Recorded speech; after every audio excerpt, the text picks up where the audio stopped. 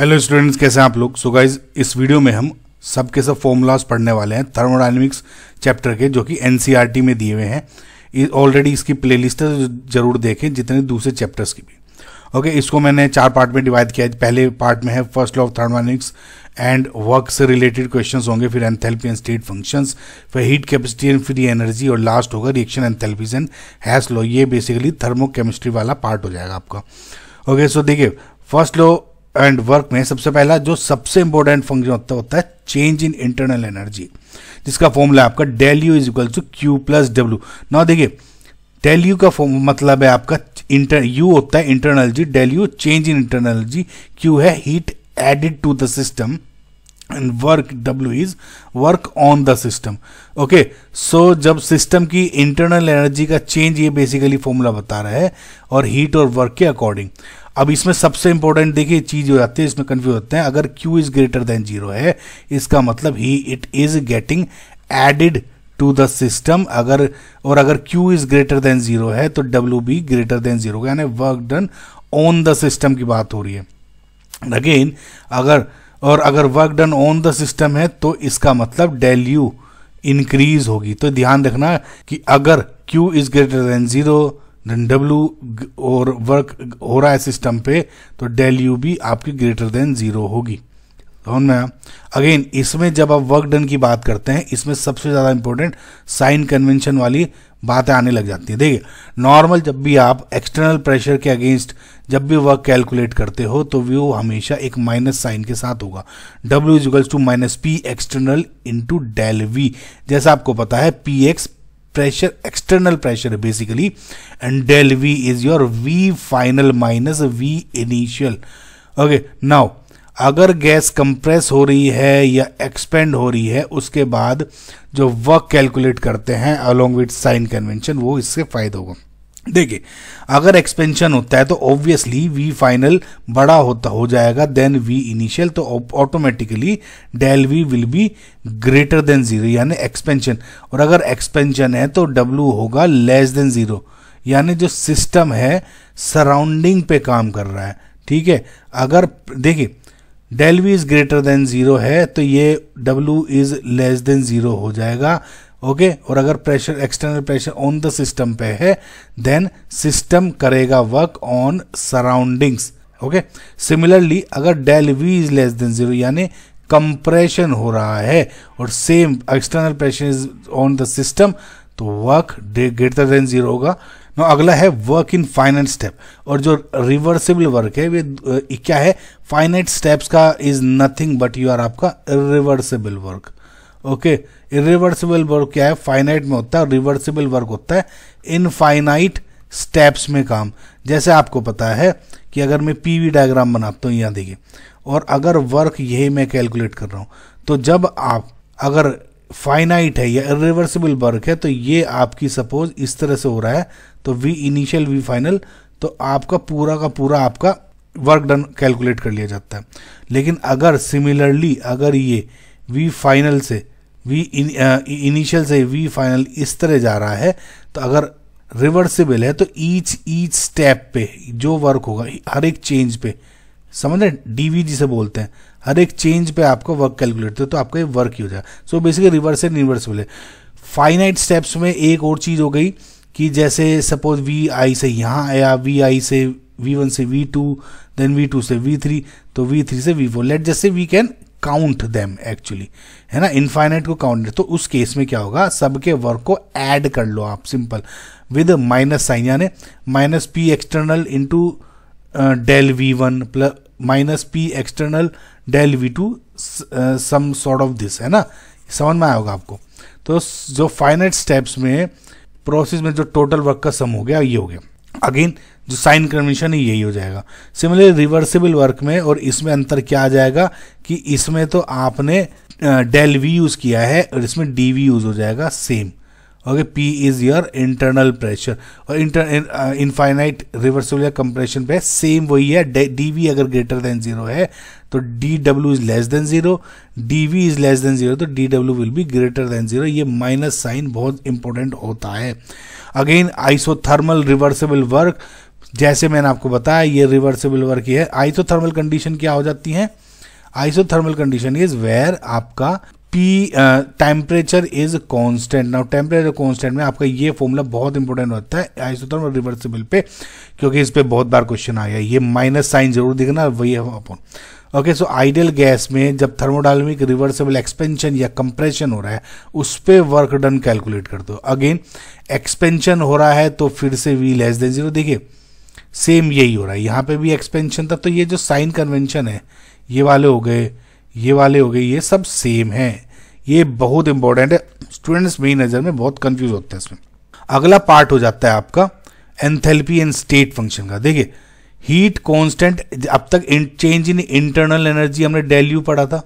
अब आप देखोगे डेल एच एंथैल्पी चेंज, ये बेसिकली है heat change at constant pressure is known as del H, जिसका सेम फॉर्मूला होता है क्यूपी का। आप हीट एट कांस्टेंट प्रेशर है ना, तो QP H2 minus H1। Obviously definition बता रहे हैं इसकी। क्यूपी क्या है? हीट एट कांस्टेंट प्रेशर, जो और H1 H2 हो गया इनिशियल फाइनल एंथैल्पी। ओके, जो कांस्टेंट प्रेशर पे एंथैल्पी चेंज होता है उसको डेल एच बोलते हैं। अगेन क्यूपी अगर ग्रेटर देन जो, जैसा आपको मैंने पहले स्टेप में इंटरनल जी के भी बताया था, जब भी हीट सिस्टम में दी जाती है वो हमेशा उसका साइन 0 ग्रेटर देन 0 होता है, यानी पॉजिटिव लेते हैं, या हीट एब्जॉर्ब करता है सिस्टम। अगर हीट एब्जॉर्ब नहीं हो रहा तो Q लेस देन 0 होती है, यानी heat going out of the system. तो अगेन अगर हीट एब्जॉर्ब हो रही है तो एंडोथर्मिक रिएक्शन करते हैं, जिसको आप डेल एच ग्रेटर देन 0 बोलते हैं। और अगर हीट छोड़ रही है सिस्टम को, एक्सोथर्मिक रिएक्शन, तो डेल एच लेस देन 0, यानी del H less than. Exothermic कौन से होते हैं? जिसमें हीट कोई रिएक्शन है और उसमें एनर्जी रिलीज हो रही है ना, उसको आप एक्सोथर्मिक बोलते हो। जो एनर्जी रिक्वायर करता है वो एंडोथर्मिक। बहुत बेसिक है। अगेन डेफिनेशन ऑफ एंथैल्पी तो हो गया आपका मेन।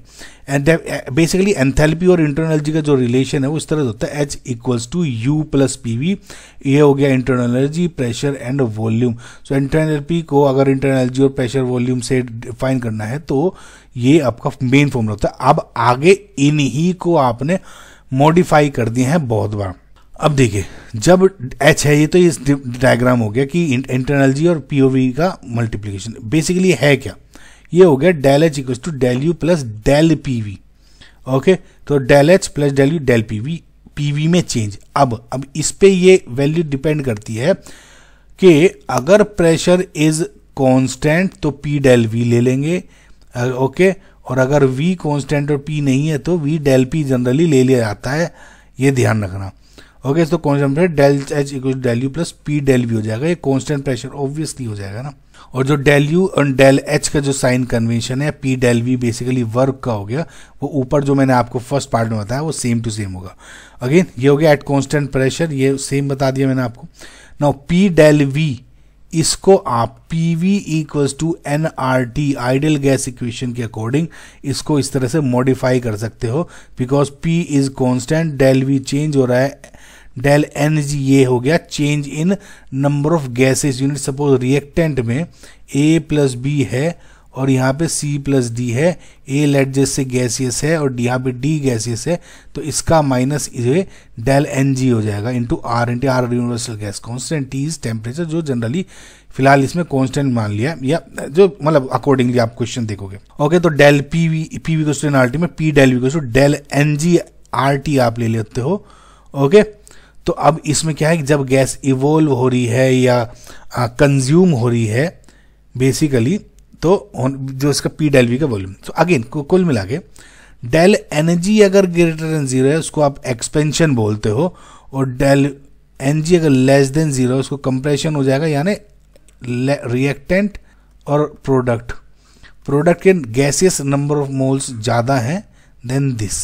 सिमिलरली उल्टा इसका, तो ये del N G is greater than 0 then P del V will be greater than 0। Same again इसको अगर आप इसमें इस वैल्यू को आप इसमें रख दोगे तो सिंपल ये वाला फॉर्मूला आ गया, is as simple as that. अब आया heat capacities and free energy.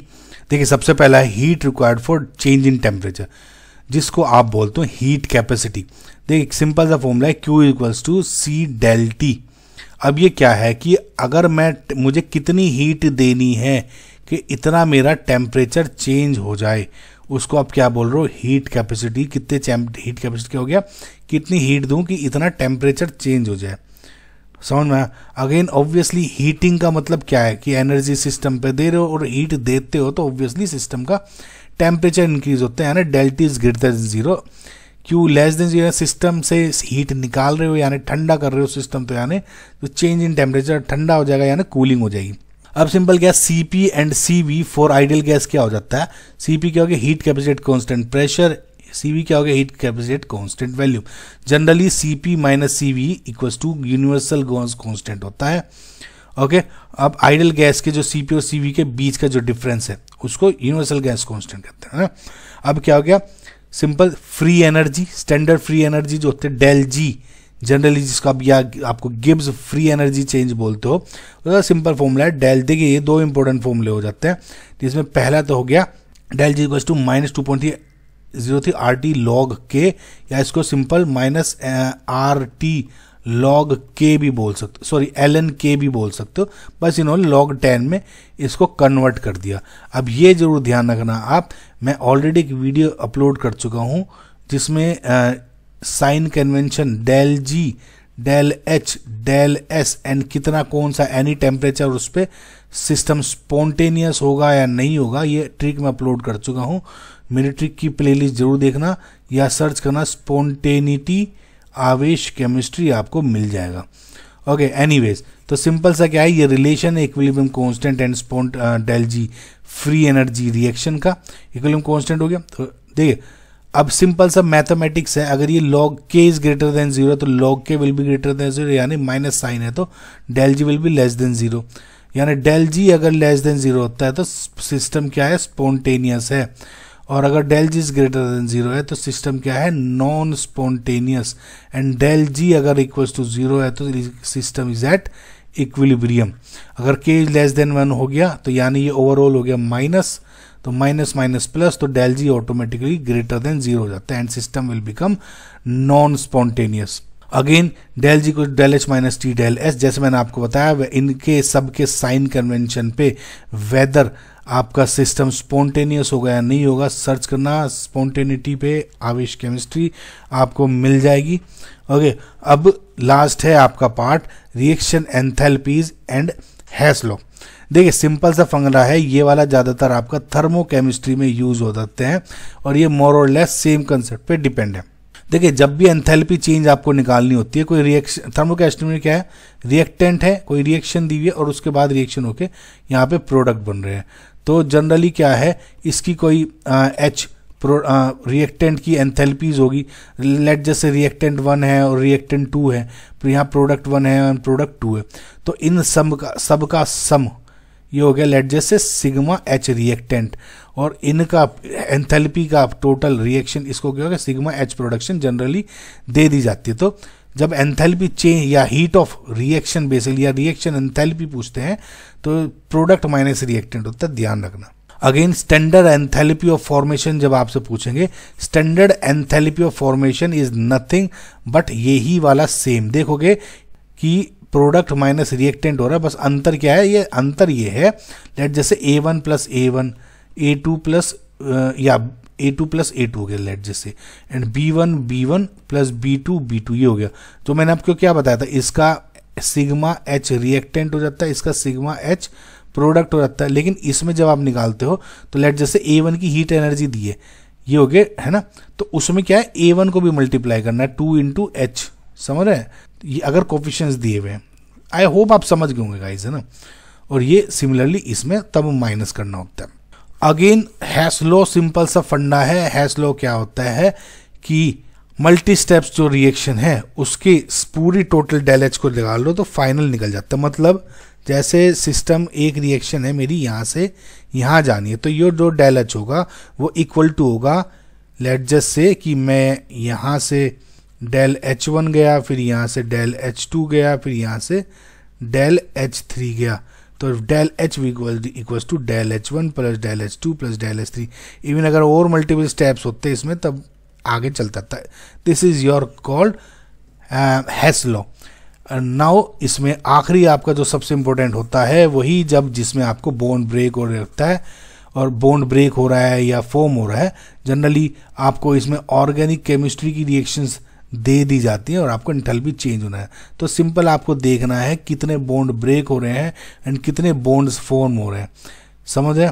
ये nothing but enthalpy, enthalpy change of bonds broken my enthalpy change of bond formed, तो बॉन्ड एंथैल्पी ये निकल जाती है, ठीक है। और एक बार थोड़ा ध्यान रखना, जब आप बॉन्ड ब्रोकन और फॉर्म के देख रहे हो वो गैस फेज रिएक्शंस की देख रहे हो। आई होप ये आपको शॉर्ट वे में समझा पाया होगा।